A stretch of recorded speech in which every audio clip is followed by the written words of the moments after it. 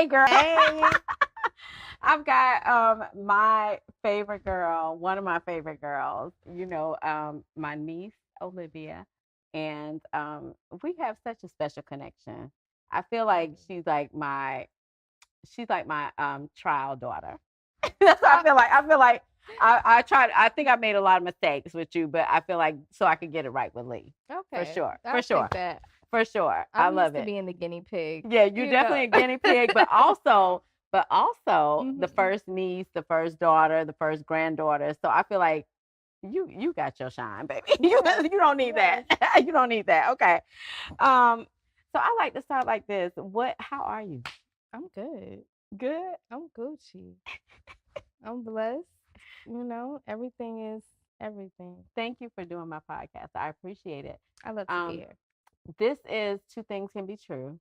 And this is where we dig into people's why. I feel like our viewers, our listeners like to hear, what brought you to where you are right now. And I feel like you're a very complex individual, very creative. Mhm. And I feel like, and you also have a job that requires you to maintain a certain level of professionalism, but Mhm. also balance the fact that two things can be true, that I'm a professional but I'm not my profession. Right. For sure. For sure. How would you define yourself when you think about that perspective of two things can be true, that you are a professional, but I'm not my profession?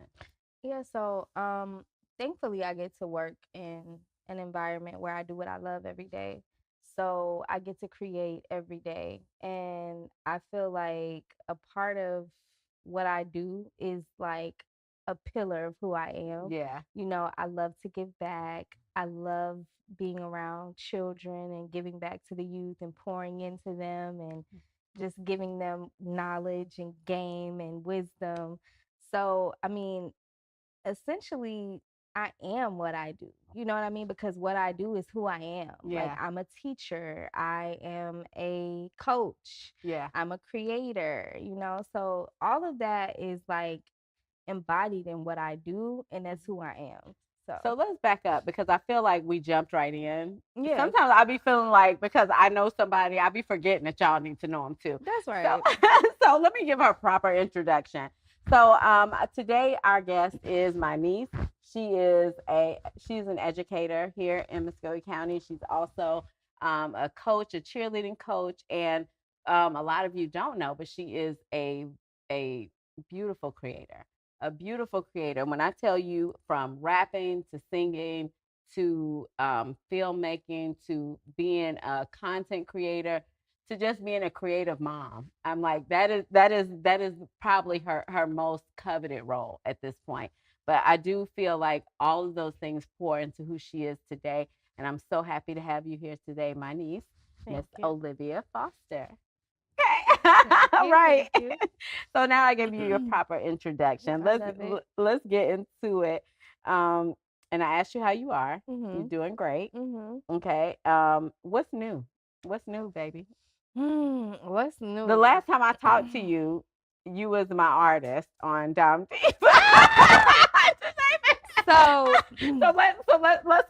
Let's catch the girls up. Let's catch the okay. boys and girls up. Yeah. I mean, so technically I'm still an artist at heart. I Uh-huh. create. I create every day. I can be in the car driving to take my daughter to school, driving to work, and I'm recording voice memos on my car. So I'm always creating. I'm always producing something. I create every day at work. My students, I teach film. Mhm. So we are always creating.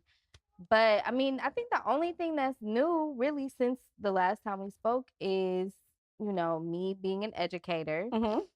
being a mom. Wait, that's a lot. That's a lot. Yeah. That's two things. That's two big things. Yeah. So let me ask you, I like to start like this, that if someone only knew you by your work, hmm what would they miss about who you are? Mm. If somebody only knew me by my They only work, knew you as a teacher. What are they missing about who Olivia is? they would, oh, they would miss Let how. me just say too that we have a 3-year-old in the studio, so please, whatever is happening in the background, And I know Sam is over here having a heart attack. Okay, while we talk, And so while am I. while Laura's over here doing what she do. Okay, but So yeah, so let's get back to it. what But would they let's miss? have that disclaimer. Yeah. Okay, all right. So they would miss that's a good question. I mean, Mhm. what do you mean by that? Just break it I down a feel little like bit. I feel like if people only look at me as an educator, they'll miss my creative side of that. Yeah, for The sure. the things that I create are for me. And by fulfilling what it is that I need in my personal life, I'm able to compartmentalize and give what is needed for my students. But Yeah. if I felt like I was suppressed in what I can express on the outside, that suppresses what I can give to my kids. Right. So I think what people would miss is that outside of education, Mhm. I have actually lived a pretty full life. You know Yeah, what I mean? And I won't say just full, like I've done everything. I've been all around the world, but I've lived. you didn't limit yourself. I haven't, and I can say like I have real We experiences from always been like free.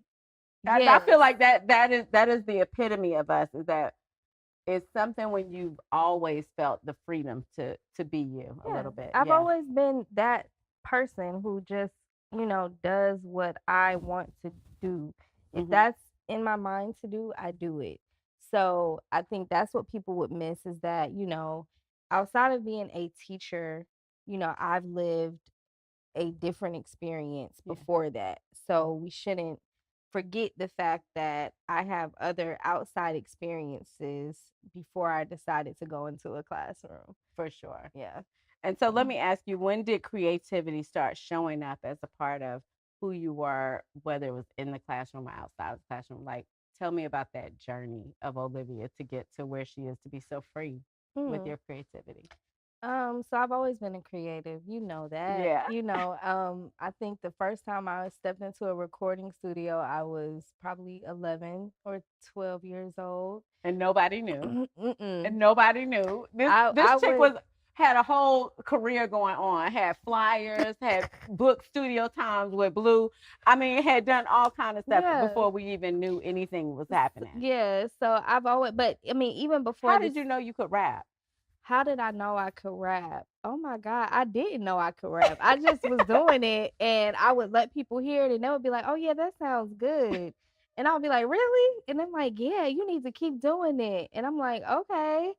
So Huh? then, people would be like, you want to come record with us? We have a studio over here. I'm like, okay, yeah, because before then it wasn't recording. I wasn't recording anything. I was just rapping to people and writing and, Hmm. but I feel like as far as just when I knew, I kind of always knew. I always knew I wanted to create something. Hmm. So if from being at my grandparents' house in New York and Yeah. being in their basement playing on the drums, not really playing anything, but just making a bunch of noise, Hmm. going through old records, reading old books. I remember my grandparents' basement vividly. They had a bar set up, and behind the bar there were records and books, and then they had a pool table and I love their downstairs. When I yeah, tell you, I found a pair of Marcel curlers down there. Like right. it's just all it's like A a nostalgic smorgasbord of nostalgia. of And yeah, nostalgia. like you Yes, go down there and you can find like 5 different decades in of their basement, music on everything. vinyl, on Mhm. original vinyl. Their Yes, their their basement is like is the basement. it's a black culture museum. Yeah, So to for say, sure, for sure. you don't know what you're gonna pull out of there. But I think that was like my first creative space. Yeah, So and then from there I just dibbled and dabbled and just, found. and you used to hang out with me. Don't play. Let's not forget that. Don't Let's play. not forget that because I think that was one of my biggest flexes. Like, oh, my auntie is Frankie Foster on Foxy No, 105. Francine. I was Francine. I You were was. right. You were Yeah. Francine Foster. My aunt is Francine Foster. You heard her on the morning show with Michael Soul on Foxy 105. Yeah. And I Not a mean, flex. I love that that was though. the biggest flex because literally I would ride the bus to school. The bus driver would have the Foxy 105 Radio. playing, and this my auntie. This is my auntie. Y'all don't know And the this. birthday shout out. And but see, they didn't believe me, you Uh-huh. know, and so I had to, but still, this that was my biggest flex. Okay. And then Okay. of course, Yeah. my other aunt, your other, Rudy, um, she used Always to creative. always was creative. I think the first time the second time I went into an actual real studio was with Rudy, Mm-hmm. and I watched her record, and I was like, okay, yeah. And I want to say, I think that was the first time I went into a studio. You know what though? I still play your song. What is it? Last Wishes or I can't remember. But it's when I Yeah. tell you I could pull it up right now. Yeah, I yeah, yeah. literally could pull it up right now. Yeah. I love that song. I listen to it sometimes, and I wish I could put it on my Apple Music. But yeah, I still listen to it. Yeah. Yeah, that's So on my playlist. I think everybody, we come from a creative family. Yeah, for Like sure. my grandmother, your mother, she put out music. She had a whole gospel album. Yeah. So I think it's just like in our DNA. Yeah. Your father, he loves playing the piano. My grandfather. Now he don't need to be singing. Well, We've all determined that Foster well, don't need to be singing. We've all determined that. we're not gonna tell him what he can't do. But But he has a creative, for sure. bug. He in has a him. very good appreciation of music. He Yeah. definitely taught me to appreciate music. Yeah. Yeah. So I think that's where it comes from. I love it. I love it. And so I know that what made you think that you could start a radio station? This girl started a radio station at 12. Well, how old were you? No, I wasn't 12. I was. You were a little older, yeah. I was in high school. I was probably a sophomore, and I did that from my sophomore year up until my freshman year of college. I looked up one day, and this girl, this is in the beginning of podcasting. When podcasting, we didn't even know what to call it other than she had created an online radio station called Dom Diva Radio. And you had guests. You had Roscoe Dash on your show. Girl. Girl. And I was this close to having Travis Porter, but some kind of way, the deal didn't work out, and they didn't come. But they were communicating with you. They were communicating through MySpace? And no, through email, sweetie. Through we email. You're emailing. Okay. Okay. And no, I was trying to get them to do like some charity, come down to Columbus and take some girls to prom. That's what I wanted. That was the vision I had. Like, would y'all accompany some girls to prom? And then you were gonna have a promotion. She was in high school. And I didn't even want them to take me to prom. It was for other students. It was for other girls. Mind you, baby, because not a girl's my girl. date was. Girl's girl. I was thinking like the girls who don't have a date, Travis Porter should come and take them on the date. But they were like, yeah, no. Or it just didn't work out. They were like, no, but it just didn't work out. Yeah, they wanted something that I didn't have, which was money. Money. I didn't have no money. Let me see how real you are. Okay. So yeah, but it's the thought that you were already in that pocket of not just creating something, but also making it something that benefited other people. And I feel like that's super special too. Yeah. So if you had to describe, you talked about your full life, and that is when I tell you we have only scratched the surface of her full life. But I'm gonna leave that to her book. We're not gonna get too deep. Yeah, we're gonna leave that for her book. Yeah. When, in your 40s. But what I will say is that I want to hear how you would describe this current stage of your life, this current season that you're in. This current season is called surrender. Oh. Yeah. Why? Because Why? I really just have to surrender to what it is. I can't have too much control. And I am, like my mother, a control freak. My mom's a control freak. She likes to control everything. But we love her. We do love her so much. And I think I get that from her because you want things. They say if you want something done right, you have to do it yourself, right? And so a part of me is like that, where I feel like it's only going to be done right if I do it. And so what I'm learning now is like, no, you have to learn how to delegate. You have to learn how to surrender and just give into what it is and be okay with it. And no, everything is not going to be perfect and just, cookie cutter clean, but it is what it is, and you'll be okay. You'll be okay. You're not going to die. Nobody's dead. Nobody died. But did you die? No. But did you die? For sure. So and that's I don't know. That's where I'm girl. I'm she doing with her This thing? has to be your I was going to ask you about your proudest accomplishment, but I know what you're going to say. So Mhm. let's just talk about the the toddler in the room, not the elephant in the room, but the toddler in the room. Um, so how has it been being a new mom and maintaining who you are as a young woman, as a woman who's becoming? Honestly, being a mom has been healing. Hmm. It's been healing for like my inner child. So I have been learning so much about myself in this journey of motherhood. Oh yeah, And my daughter, she's so like, I don't know, she's just connected to a higher being, where she teaches me things, yeah, and I'm like, girl, just lessons that I would have never received if hmm, I didn't have her. And so just being more patient, taking my time, and the way that she and I communicate with each other. yeah, Although she is 3, hmm. she's literally been communicating with me since she was like 6 months, 7 months old. I feel like Truth, maybe even in the womb. yeah, yeah, yeah, for sure in the womb. Yeah. But I think, like, since she's been born, just real quick, true story. Hmm. One day I was taking her to school.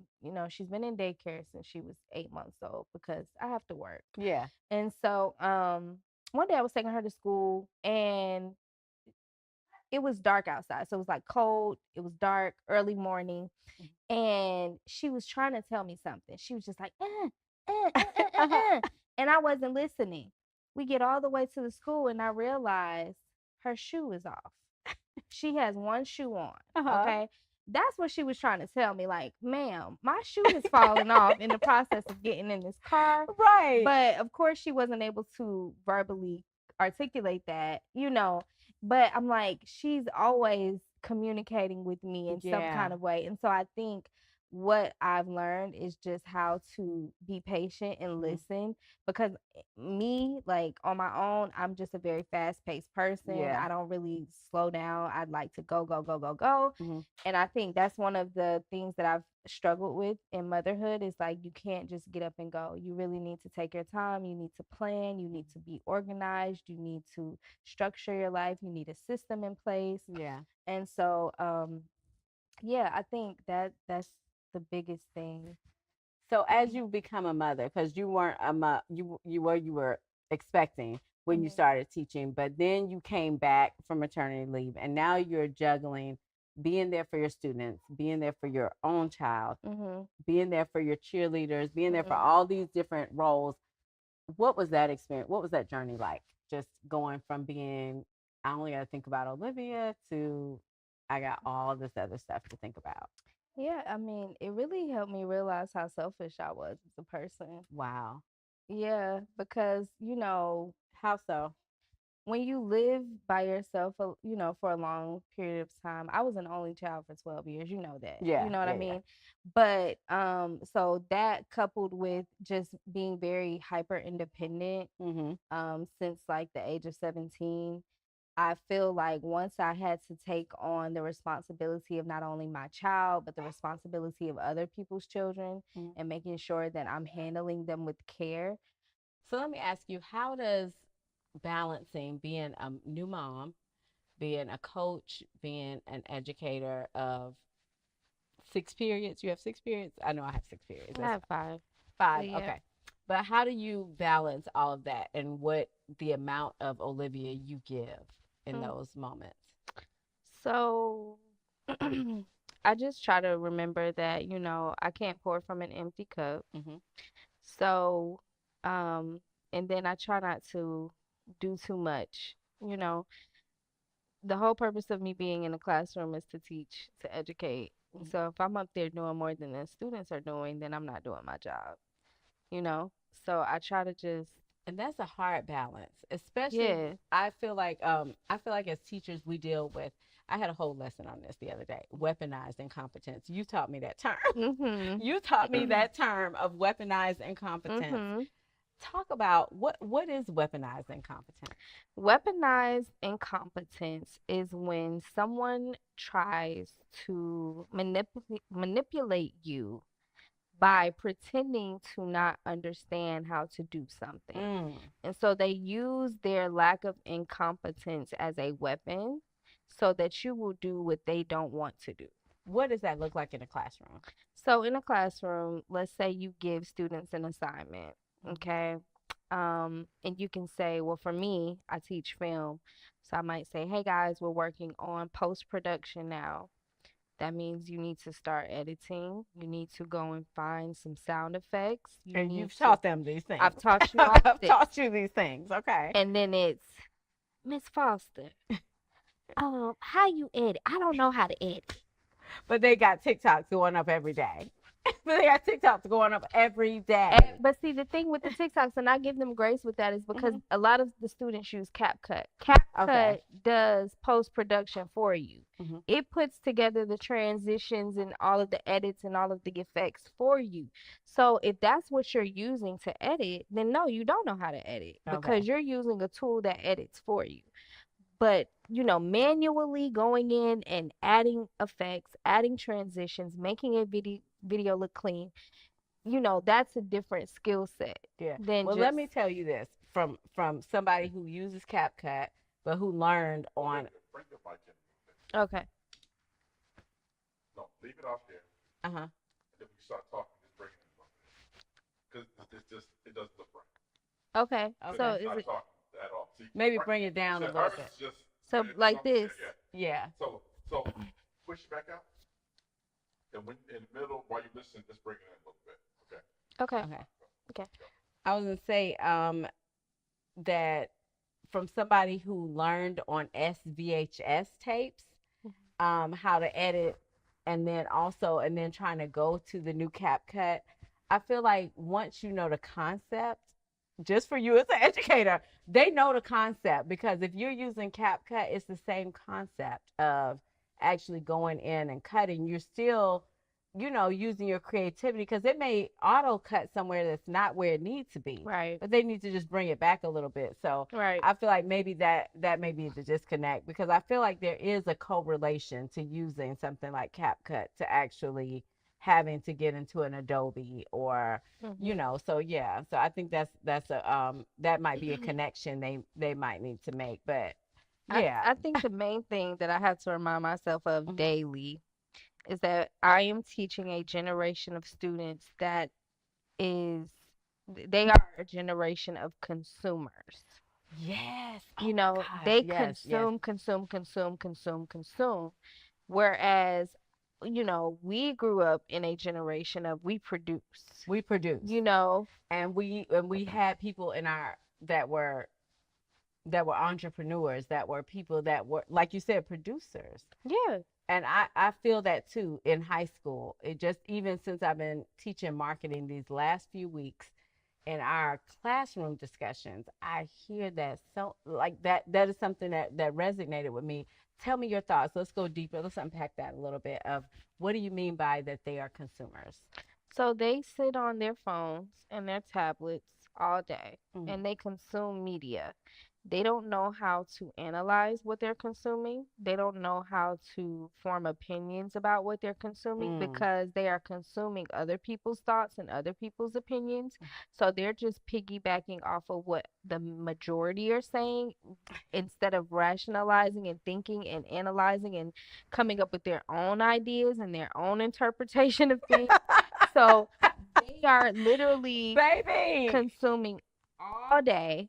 Yes. And so where I teach film, outside of just teaching them how to produce film, I also have to teach them media literacy. Oh my gosh. And how to interpret media and how to understand what you are consuming, and how what you are consuming impacts your perception of the world. Yes. And see, they don't view it like that. They look at a video and say, oh, this is just entertainment. But they're not understanding how what they're being entertained by is affecting their psyche and their, and their actual core values. Yeah. And their overall guiding principles. Yes. How do you make decisions based off of what you are influenced by? They don't understand that. what are you learning now being a single mom, being a mother to your daughter, also being a teacher, also being a coach? What are you learning about being enough even when you cannot do it all? So I'm learning to say no, because a part of me has always been like wanting to please people's expectations of Mm, me. And so right now I'm just in that season where I'm like, no, I don't have to live up to your expectations of right. me. No. If it does not fit into my schedule or what I, want to do, no, I don't have to do it. And no with a period, not with a question mark. Like, no, No, a oh, period. no, no. Exclamation mark. Exclamation Exclamation point. point. Exclamation point if you want to. But no, Okay. it's like a solid no, Yeah. because I think there's a beauty in saying no, because you are, I feel like we as women, particularly black women, we Yeah. we feel like we have to always be like super hero, super mom, super whatever. And no, we don't have to. We don't have to because no one else is having to. Right. So why are we showing up with our capes on, being Captain Save 'em? Mm-mm. Okay, we not And saving I nobody. just feel like my energy is reserved for me and Yeah, my child, and I just and feel then you like, choose when you want to give it to the other. Yeah, yeah, yeah, for sure. yeah. I love that. So if you could finish the sentence, two things can be true about me as a teacher and a creator. How would you finish that? Two things can be true for me About me as about a me as a teacher teacher and a creator. and a creator. So, as an educator, you have to be creative, Mhm. right? Yeah. And as a creative, you have to learn. And Mm. so, in order to learn, you have to teach yourself sometimes if you don't have someone there to teach you what you need to know. I love So that. you are teaching yourself while you're teaching your students. My students teach me sometimes more than, All the time. yeah. All the So time. two things can be true. I'm a student and I'm a teacher. And I tell my students Oh, that I all love the that. I time. love it. I love Yeah. it. I tell my students that all the time. Like, y'all, you want me to do your work, but I got homework to do too, because I'm in school too. You're in school I too. can't do your work for you.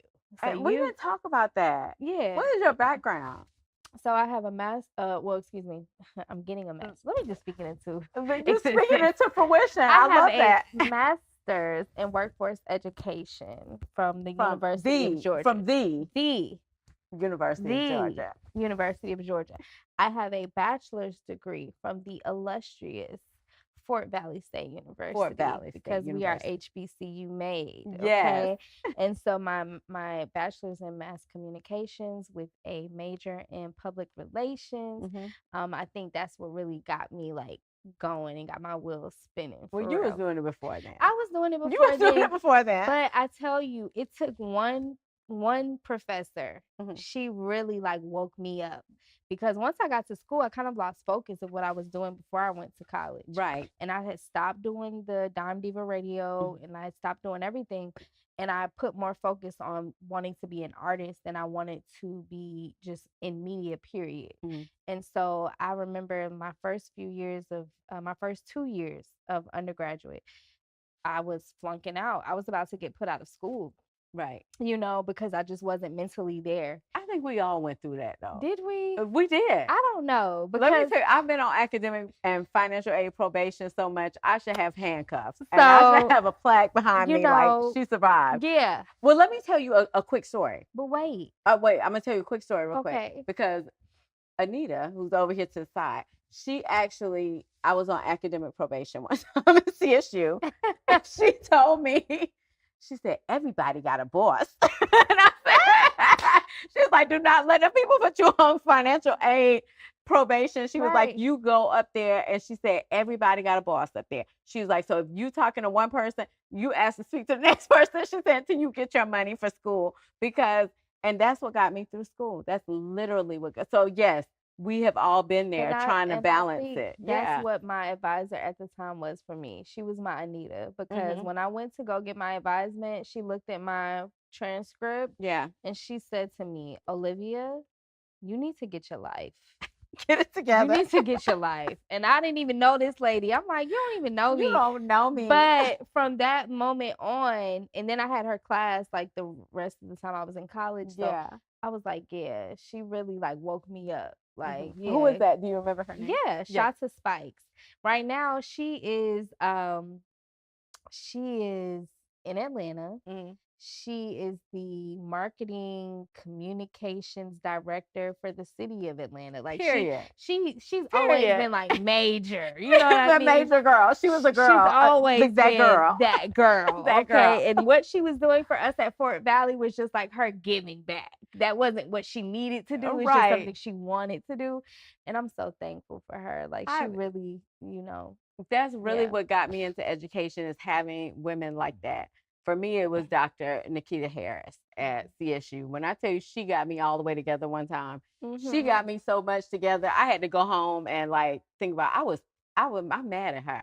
That bitch. That's the way I look. That bitch. Yeah. And I got home and thought about it. I was like, she's right. Yeah. She's absolutely right. And I'm Yeah. like, that's how you get to that next level. If you don't have a woman, and it's not always somebody in your family, sometimes it's somebody that you encounter out. And that's why giving back and being in the community is so important, because you don't know who you are to that girl. Yeah. And for me and for you, that one, the woman who was your mentor, and for me, it was Dr. Harris. And it's like, it's so important. That's why it's important to give back. And I think that's what being an educator does. It almost puts you in a place to naturally give back day to day. For sure. For sure. For sure. Anything else? What do you want anybody to know about you? Oh, tell them how they can find you on social media, because you do the content situation. So let's talk about that. So my handles on social media, You Facebook. can play to the camera now. Okay, so Facebook, Olivia Simone, TikTok, Word to Live, Instagram, Word to Live, and that's pretty much where you can find me. Ma'am. And I always have this little one, so she's You here now? yeah. She's Okay, like, come on. what's up? Hey, girl, don't come over here with that baby talk. You better talk. You better like you know how to talk. talk.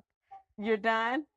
Okay. Okay. She's trying to get me to do something in that phone, but all right. Well, we're going to end right there. Thank you so much for joining us. And like I said, this has been amazing, and definitely full circle. What is it? How are you? You good? oh girl. Where is her hand? Your favorite place to go in Columbus Oh, in your spare time? as far as like restaurants or just Whatever. My favorite place to go in Columbus. Dang. But give your favorite business a shout out. It's not even here no more. Oh, what is it? Honestly, it's and I can't even remember the name of it. It's been so long ago. But it was a tea shop right on Broadway. Oh, I used to. We Girl, love that. Yes. With the vegan hot dogs. Oh my God, it was so good. What was the name of that I place? don't remember. Okay, but if I had to say relevant somewhere that's here now, yeah. I would say my favorite place is Taste of India. Taste of India. You always got something going on with I some curry. love Indian food. I can eat Indian food all day. If you could move anywhere, what city or country would it be? It would be Johannesburg. Oh, yeah. Why? What is it in Johannesburg you want to see? I really just want to be in the motherland. I feel like Johannesburg is one of those like bubbling like cities in Africa or countries in Africa. And so I want to just experience that. I'm the same. I'm like, I want Ghana. I want Ghana? Okay. Yeah, I think I want Ghana, and I want to do Dirty December. What is it again? Dirty December. Dirty December. Dirty December. So if there's an African man out there and you looking for single or attached? Attached but single. Wait, what does that even mean? I like to be attached, but I don't like the possessiveness that comes with being with someone. Like, don't feel like you own me. Unpack that.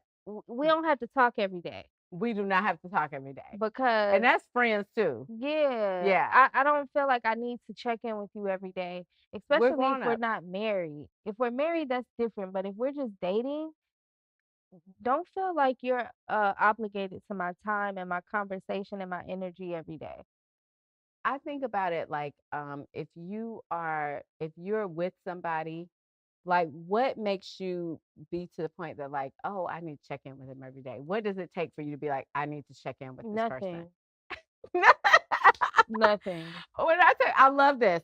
When I tell y'all are so ruthless, you and Lydia, my daughter, y'all, the 28 to 35 age group, you all are ruthless, and I love it. I I love used it. to be like that. I used to be like, oh, we got to talk every day, all day, go to sleep on the phone, wake up on the phone. But now Yes, I'm just like, I don't care. You could be doing everything. You could pay every bill that I have in my name, and I still will be like, don't don't feel like you're obligated to talk to me every day. right. Because you haven't put a ring. You haven't secured anything. Nothing is secure. Look, Nothing is I'm secure. like, listen, And I feel I'm like a like quick Cardi B. a quick good morning, how you doing? How's your day? Okay, cool. Cool. But when you start doing just a little too much, I'm like, we need to relax. Well, Thick crust, yeah, corner pizzeria. stuffed crust with cheese, if you asking me. Ew. Garlic sauce. To You are not dip. from New York. No, I am, but I mean, if you're asking me, I like a stuffed crust with cheese, garlic sauce, garlic butter on the crust, marinara to dip the crust in the dip. I'm extra. You have been colonized. Easiest meal to cook is spaghetti. Yeah. Best meal to cook is no. No? Best meal to cook is like pot roast. I love pot roast. Oh, I do too. It's so comforting and just like, you just put it in the oven. It reminds me of grandma too. Yeah, and you make some collard greens with it and some good cornbread. Not like Jiffy cornbread, but like Not Jiffy whole cornbread. cakes, water bread. Like, Water bread. yeah, and you put the carrots and the celery and the potatoes and the pot roast. I think we are the countryest city girls out here. We are. That's okay. We Country have a city good girls. duality about ourselves. We have a very good duality about ourselves. Everybody can't do that. Everybody can't do it. Everybody don't have that duality. And that's exactly what we're talking about today. Two things. Two things. Say it. Two things can be true. Two things can be true. Yeah. Okay. We can be country, but we city girls. Period. If you could tell anyone anything about yourself that they did not know, what would you tell them? I am not to be. That's what. Let me add to that caveat. Amen. Okay. Period. Don't fuck me. Okay. If you think I'm ruthless 2.0. I love it though, because I feel like you have to have those boundaries. You got to have those boundaries. Speak on that. What are your boundaries? What are your non-negotiables at this stage of your life? My non-negotiables: do not feel like you're entitled to me. You don't possess me. You don't own me. You don't own me. Don't okay? talk to me crazy. Don't talk to me nice. To me nice. Talk to me nice. And I had to say it so vulgar because, people feel like you give them a little bit of time and a little bit of energy that you are, supposed to do that or they're entitled to that. Don't feel entitled with me. Not. I don't care what it is that you're doing or what it is that you've done. Don't feel entitled. Don't get too comfortable. In the words of our great philosopher, Future, bitch, don't get too comfortable. Okay? Don't get too comfortable with me. Don't feel like you're entitled to anything. Don't feel like you can fuck with me. And we're going to end right there. Okay.